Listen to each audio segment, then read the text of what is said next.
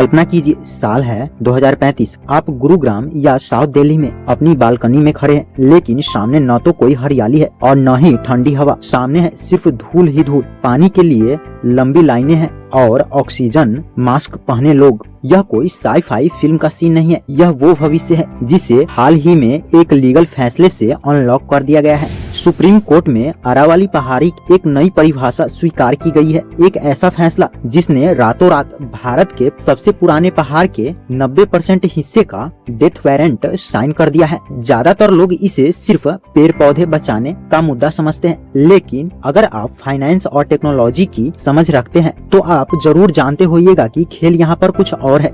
यह लड़ाई पर्यावरण की नहीं है, यह लड़ाई $1 ट्रिलियन रियल एस्टेट मार्केट की है। आज के वीडियो में हम AI के डेटा और फाइनेंशियल ग्राफ का इस्तेमाल करके इस फैसले का वो सच देखेंगे जो न्यूज चैनल आपको नहीं बतला रही है। सबसे पहले समझते हैं कि आखिर क्या हुआ है। नवंबर दिसंबर 2025 में एक बहस छिड़ी, अरावली क्या है। सुनने में अजीब लगता है न, पहाड़ तो पहाड़ है, लेकिन कानून की नजर में ऐसा बिल्कुल नहीं है। नया नियम कहता है कि केवल वो पहाड़ अरावली मानी जाएगी जिसकी ऊंचाई 100 मीटर से ज्यादा है। अब यहाँ आता है असली सच। अरावली की ज्यादातर पहाड़ियाँ जो हरियाणा और राजस्थान में फैली है वो पुरानी होने के कारण घिस चुकी है, जिनकी हाइट 100 मीटर से कम है। इसका मतलब साफ है, लगभग 90% अरावली क्षेत्र अब कानूनी सुरक्षा से बाहर हो सकता है। यह जमीन अब फॉरेस्ट नहीं बल्कि रेवेन्यू लैंड बन सकता है। और फाइनेंस की दुनिया में रेवेन्यू लैंड का मतलब है अनलॉक पोटेंशियल फॉर कंस्ट्रक्शन। लेकिन रुकिए, सुप्रीम कोर्ट ने माइनिंग पर अभी कुछ शर्तें भी रखी है, पर मार्केट सेंटीमेंट क्या कहता है। जैसे ही यह खबर आई, बड़े इन्वेस्टर्स और माइनिंग लॉबी के कान खड़े हो गए। ऐसा क्यों? चलिए डेटा देखते हैं। अब आते हैं अपने असली मुद्दे पर, फाइनेंस।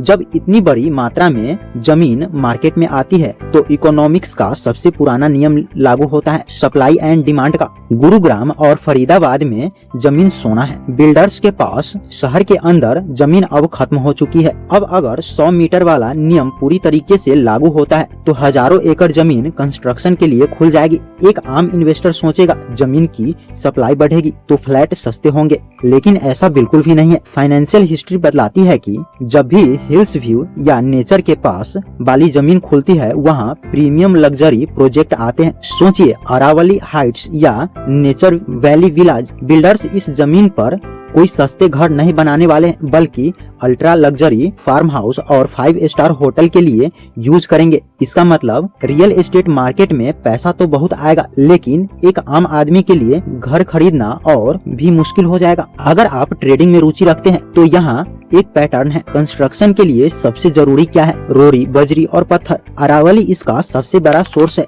पिछले कुछ सालों में माइनिंग बैन होने के कारण रॉ मटेरियल महंगा था, जिससे रियल एस्टेट और इंफ्रास्ट्रक्चर कंपनियों का मार्जिन कम हो रहा था।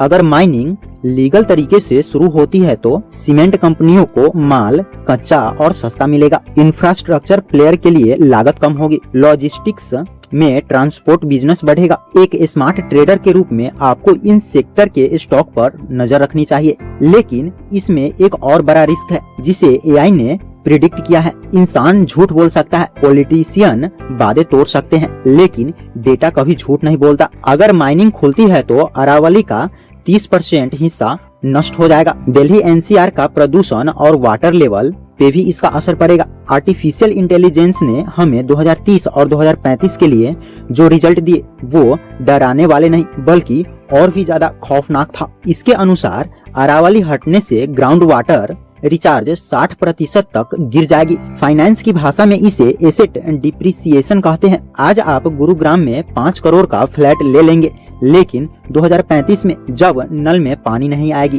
तो उस प्रॉपर्टी की क्या वैल्यू रहेगी? 0। इसे हम स्टैंडर्ड एसेट कहते हैं। दुनिया भर के बड़े फंड्स जैसे ब्लैक रॉक, वेनगार्ड अब ऐसे शहरों में इन्वेस्ट करने से डर रहे हैं जहां क्लाइमेट रिस्क ज्यादा है। क्या आपका इन्वेस्टमेंट खतरे में है? अरावली थार रेगिस्तान को दिल्ली आने से रोकती है। अरावली के हटते ही दिल्ली और वेस्ट यूपी में धूल के तूफान की फ्रीक्वेंसी 300% तक बढ़ जाएगी, जिसके कारण सोलर पावर प्लांट की इफिशियंसी कम होगी। हेल्थ केयर पर हर परिवार का खर्च सालाना 50,000 से 1 लाख तक बढ़ जाएगी। यह वो हिडन टैक्स है जो आप अपनी सेहत से चुकाएंगे। अब थोड़ा गहराई में चलते हैं, जो बातें न्यूज में नहीं आती। क्या यह सिर्फ डेवलपमेंट की बात है या फिर यह एक सोची समझी वेल्थ ट्रांसफर स्कीम है? सोचिए, 100 मीटर का नियम किसने सुझाया? क्या यह संयोग है या फिर यह फैसला तब आया जब दिल्ली मुंबई एक्सप्रेसवे बनकर तैयार है और उसके पास की जमीनों के रेट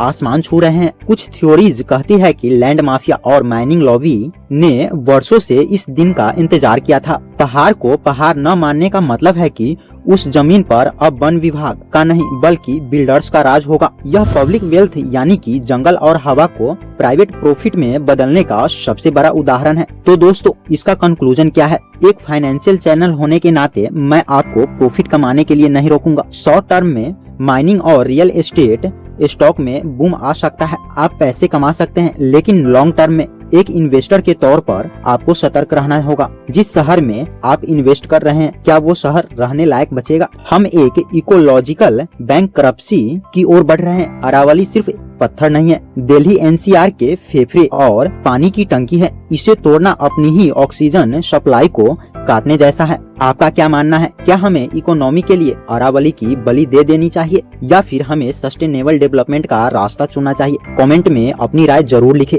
और अगर आप चाहते हैं कि मैं 5 सेफ स्टॉक पर अपनी वीडियो बनाऊं जो क्लाइमेट चेंज के बावजूद अच्छा परफॉर्म करेंगे, तो कमेंट में लिखें फ्यूचर स्टॉक्स। यदि वीडियो ज्ञानवर्धक लगा हो तो लाइक करें और सच जानने के लिए हमारे चैनल को सब्सक्राइब कीजिए। मैं हूं सचिन और आप देख रहे थे सचिन डे ऑफिशियल। जय हिंद, जय भारत।